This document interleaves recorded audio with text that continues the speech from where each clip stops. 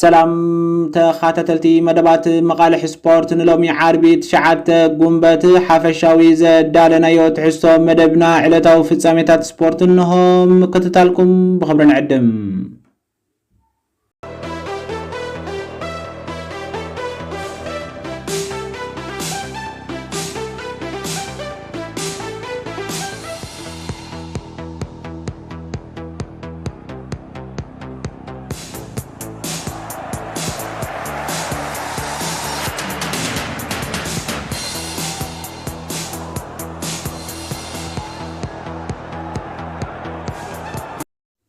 እንግሊዛዊት ክለብ ቸልሲ ንዝመት ዓመት ካብ ቻምፒየንስ ሊግ ኤውሮፓ ዋላ ቦታ ረኺባ ከይትእገድ ወናንያ ህጹጽ ስጉምቲ ክወስድ ይሰርሕ ከም ዘሎ ፉትቦል ትራንስፈር ሓቢራ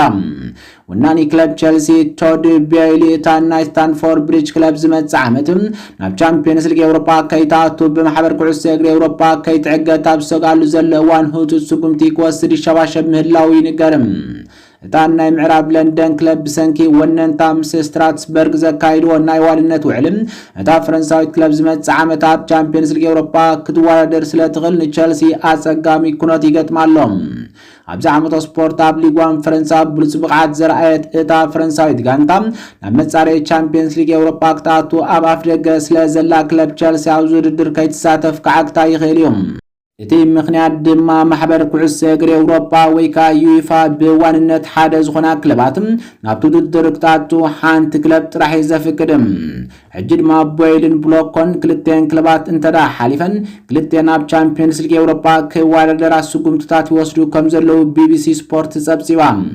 ቸልሲ ካብ ወርሒ ጥሪ ጀሚራ ምስ ዩኤፋ ክልተን ጋንታት ንምጽዋት ከማልኦ ዘለዎን ረቑሒታት ክትዘራረብ ከም ዝጸንሐት ውንታ ጋዜጣ ተነጽርም ዜካዚ እቲ ጸብጻብ ከም ዝገልጾ ነቲ ጸገም ክልተ መፍትሒታት ኣለዎ ክብልም ከሎም እዚ ድማ እቶም ወነንቲ ኣብ ሓንቲ ካብተን ክለባት ዘለዎም ብጽሒት ከጉድሉ ወይ ድማ ንሓንቲ ካብኣተን ከይተወዳደረት ክትብል ምውሳን እዩ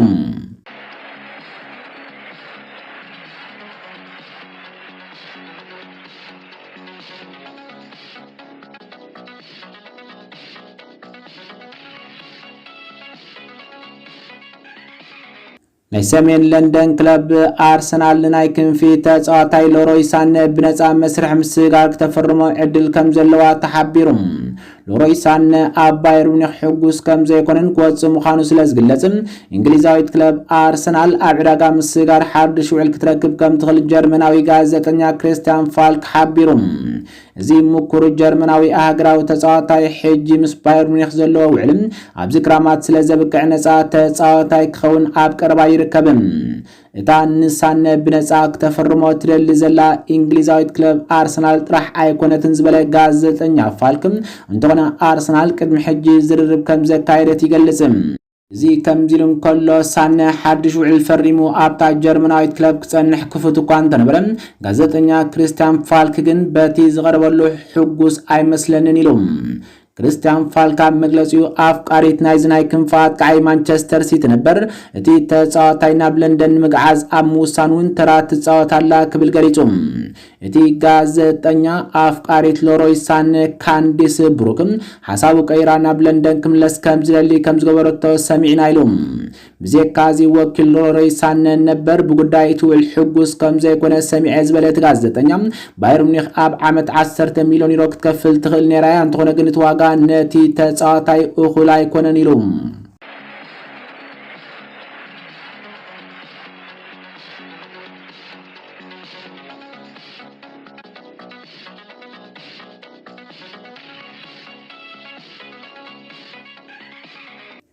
እንግሊዛዊት ክለብ ማንቸስተር ሲቲ ትሬንት አሌክሳንደር አርኖልድ ናብ ሪያል ማድሪድ ከይጽንበር ሕቶ ከም ዘቀረበትሉ ኣብ ስፓኛ ዝወጸ ጸብጻብ አረጋጊጹ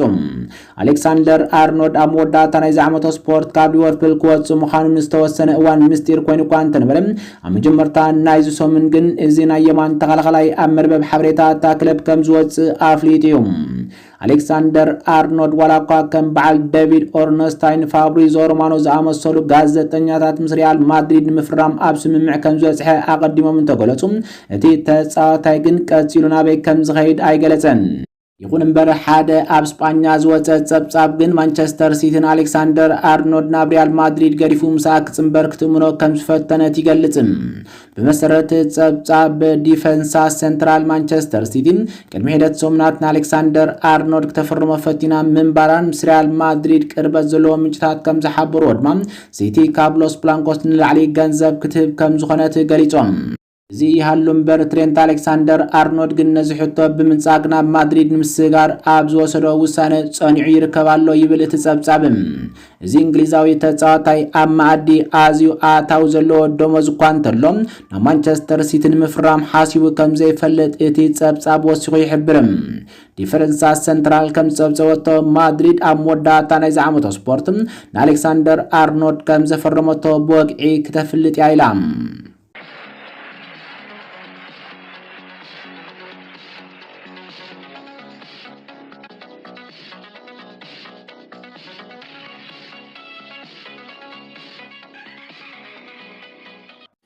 ስፓኛዊ ዋና አሰልጣኒ ጀርመናዊት ክለብ ባየር ሌቨርኩሰን ዛቢ አሎንሶን ካርሎ አንቸሎቲ ተኪዩ ናብ ማድሪድ ክጽምበር ምዃኑ ብወግዒ ተረጋጊጹ። ውድር 43 ዓመት አሰልጣኒ ዛቢ አሎንሶን ኢጣልያዊ አሰልጣኒ ካርሎ አንቸሎቲ ኣብ ማድሪድ ክትጎ ምዃኑ ስፓኛዊ ጸሓፊ ዓምዲ ቢቢሲ ስፖርትን ኪላም ስጋር ተጻዋትን ዝኾነ ጊለም ባሎጉ ኣመልኪቶም። ዝሓለፈ ዓመት እታ ካፋፋሊ ሊቨርፑልን ስፓኛ ነበር ንሌቨርኩሰን መሪሑ 2 ዋንጫ ኣብ ዝዓተረሉ ኣብ ቡንደስሊጋ ሓንቲ ጸወታ ከይተሰዓረ ክዕወት ኣብ ዝኽኣለሉ ዋንጫ ጀርመን እውን ዓቲሩ እዩ። እቲ አሰልጣኒ ሎም ዓርቢ ኣብ ዝገበሮ ጋዜጣዊ መግለጺ ኣብ ዝሰሙን እዚ ኣነን እታ ክለብን እዘን 2 ጸወታት ናይ መወዳእታ ግጥማትና ምዃነን ተሰማሚዕና ኣለና ኢሎም። ዝሓለፈ ሰሙን ዋንጫ ቡንደስሊጋ ብባየር ሙኒክ ዝተመንጠለት ሌቨርኩሰን ሰንበት ቦሩሺያ ዶርትመንድ ክትንግዳን ከላ 17 ጉንበት ድማ ኣብ ማይንዝ ናይ ዝዓመቶ ስፖርት መደባ ክትዛዝም እያ። ተጻዋታይ ኩዕሶ እግሪ ነበር አሎንሶ ካብ ሊቨርፑል ድሕሪ ምውጹእ ኣብ መንጎ 2009-2014 ዝነበረ ግዜ ምስ ሪያል ማድሪድ ኣብ ዝተጻወተሉ 3 ዓመት ድማ ምስ ባየር ሙኒክ ብምጽዋት ኣብ 2017 ናይ ጸወታ ህይወቱ ዛዚሙ እዩ።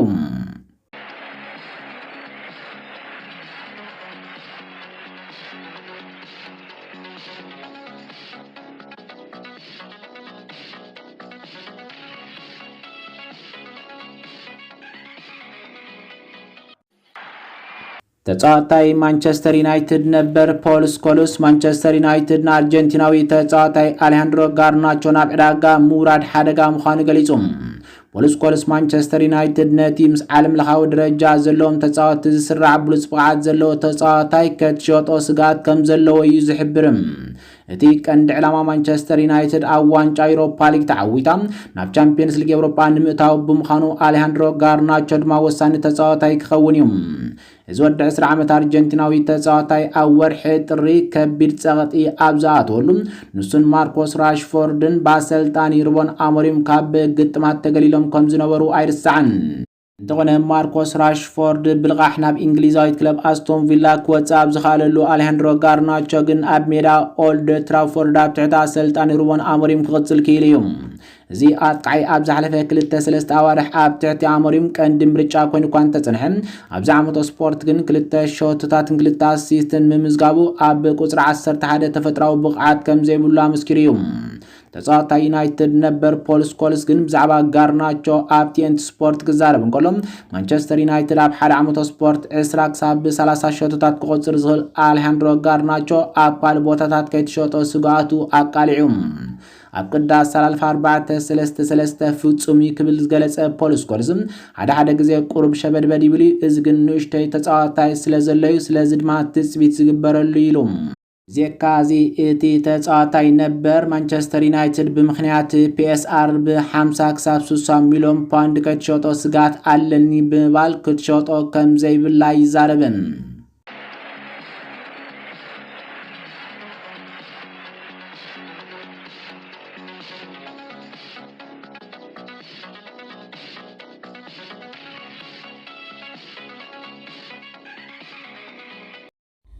زخبركم تحتتلتنا ስለምክታልኩም እናመስግና ንሕጂ ዝበልናዮ መደብ ነዚ መስል ነይሩ ኣብ ዝመጽእ መደብ በኻልእ ክሳብ ንራኸብ ሰላም